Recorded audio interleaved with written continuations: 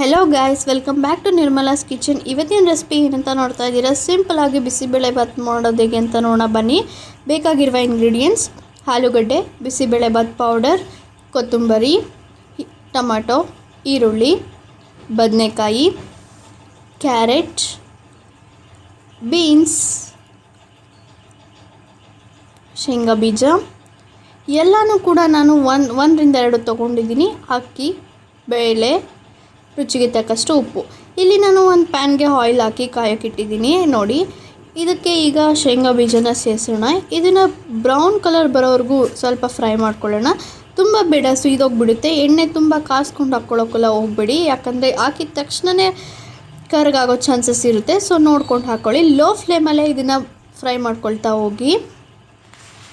ಇದಕ್ಕೆ ಸ್ವಲ್ಪ ಜೀರಿಗೆ,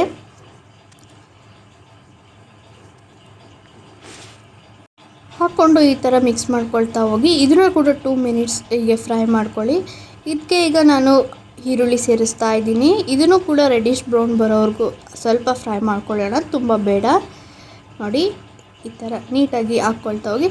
ಇದಕ್ಕೆ ಜೊತೆಯಲ್ಲಿನೇ ಹಾಗೆ ಬೇಕಂದರೆ ನಿಮಗೆ ವೆಜಿಟೇಬಲ್ಸ್ನ ಸೇರಿಸ್ತಾ ಹೋಗಿ. ನಾನು ಎಲ್ಲದನ್ನು 2 ಮಿನಿಟ್ಸ್ ಹಾಕ್ಕೊಂಡಿದ್ದೀನಿ. ಹಾಗೆ ಟೊಮ್ಯಾಟೊನೂ ಅಷ್ಟೇ ಸ್ವಲ್ಪ ಮೆತ್ತಗಾಗೋವರೆಗೂ ಈ ಥರ ಹಾಕ್ಕೊಳ್ಳಿ, ತುಂಬ ಬೇಡ. ಟೊಮೆಟೊನ ಸ್ವಲ್ಪ ಆದಷ್ಟು ಕಮ್ಮಿನೇ ಹಾಕ್ಕೊಳ್ಳಿ, ಯಾಕಂದರೆ ಹುಳಿ ಆಗಿಬಿಡುತ್ತೆ, ಚೆನ್ನಾಗಿರಲ್ಲ ತಿನ್ನೋಕ್ಕೆ. ನೋಡಿ, ಇದಕ್ಕೆ ಈಗಲೇ ಉಪ್ಪನ್ನ ಸೇರಿಸ್ಕೊಳ್ಳಿ. ನೀವು ಬೇಕಂದರೆ ಆಮೇಲೂ ಹಾಕ್ಕೋಬೋದು, ಬಟ್ ನಾನು ಈಗ ಹಾಕ್ಕೊಂಡಿದ್ದೀನಿ ಅಷ್ಟೇ. ಬೀನ್ಸ್, ಕ್ಯಾರೆಟ್ ಬೀನ್ಸ್ ನಿಮ್ಮ ಆಪ್ಷನ್ ಅಷ್ಟೇ, ಬೇಕಂದರೆ ಹಾಕ್ಕೋಬೋದು. ಹಾಗೂ ಆಲೂಗಡ್ಡೆ, ಎಲ್ಲ ವೆಜಿಟೇಬಲ್ಸ್ನೂ ಹಾಕ್ಕೊಂಡು ಜೊತೆಗೇ ನಾನಿಲ್ಲಿ ಫ್ರೈ ಮಾಡ್ಕೊಳ್ತಾ ಇದ್ದೀನಿ. ಎಲ್ಲನೂ ಅಷ್ಟೇ ನೋಡಿ, ಈ ಥರ ಫ್ರೈ ಮಾಡ್ಕೊಳ್ತಾ ಹೋಗಿ 2 ಮಿನಿಟ್ಸ್. ಬದನೆಕಾಯಿನ ಲಾಸ್ಟಲ್ಲಿ ಹಾಕ್ಕೊಳ್ತಾ ಇದ್ದೀನಿ ನಾನು, ಯಾಕಂದರೆ ಮೆತ್ತಗಾಗಿ ಹೋಗ್ಬಿಡುತ್ತೆ. ಸೊ ಕುಕ್ಕರಲ್ಲಿ ಹಾಕ್ಕೊಂಡಿದ್ದೀನಿ ನಾನು ಇಲ್ಲಿ. ಈ ಥರ ಎಲ್ಲನೂ 2 to 4 ಮಿನಿಟ್ಸ್ ಹಾಗೆ ಫ್ರೈ ಮಾಡ್ಕೊಳ್ಳಿ ಫೈನಾಗಿ. ಇದಕ್ಕೆ ಈಗ ಬಿಸಿಬೇಳೆ ಬಾತ್ ಪೌಡರ್ ಹಾಗೂ ಸ್ವಲ್ಪ ರುಚಿಗೆ ತಕ್ಕಷ್ಟು ಅಚ್ಕಾರದ ಪುಡಿನ ಹಾಕ್ಕೊಳ್ತಾ ಇದ್ದೀನಿ. ನಮ್ಮ ಮನೇಲಿ ಖಾರ ತಿಂತಾರೆ. ಹಾಗೆ ಧನಿಯಾ ಪೌಡರ್, ಸ್ವಲ್ಪ ಅರಿಶಿನ. ಇದಕ್ಕೆ ನಾನು ಇಲ್ಲಿ ತೊಳೆದಿಟ್ಕೊಂಡಿರೋ ಅಕ್ಕಿ ಮತ್ತು ಬೇಳೆನ ಹಾಕ್ತಾಯಿದ್ದೀನಿ.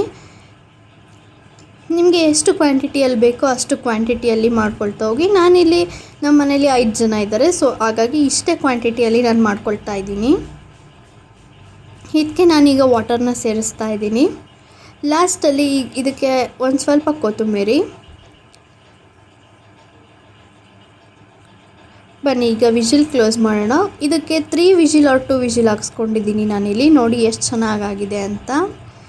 ಸ್ವಲ್ಪ ತೆಳ್ಳಗೆ ಅಂದರೆ ಜಾಸ್ತಿ ನೀರು ಹಾಕ್ಕೊಳ್ಳಿ. ಇದಕ್ಕೆ ಮಿಕ್ಸ್ಚರ್ ಇಲ್ಲ ನಮ್ಮ ಮನೇಲಿ, ಸೊ ಖಾರನ ಆ್ಯಡ್ ಮಾಡ್ಕೊಳ್ತಾ ಇದ್ದೀನಿ ನಾನು. ನೋಡ್ತಾ ಇದ್ದೀರಾ ಎಷ್ಟು ಚೆನ್ನಾಗಿ ಬಂದಿದೆ, ಹಾಗೂ ಟೇಸ್ಟಿಯಾಗಿಯೂ ಇದೆ. ಒಮ್ಮೆ ನೀವು ಟ್ರೈ ಮಾಡಿ ಹಾಗೂ ಹೇಗಿದೆ ಅಂತ ಕಮೆಂಟ್ ಮಾಡಿ. ಈ ವಿಡಿಯೋ ಇಷ್ಟ ಆಗಿದ್ರೆ ಲೈಕ್ ಮಾಡಿ, ಶೇರ್ ಮಾಡಿ ಹಾಗೂ ಕಮೆಂಟ್ ಮಾಡಿ, ಹಾಗೂ ಸಬ್ಸ್ಕ್ರೈಬ್ ಟು ಅವರ್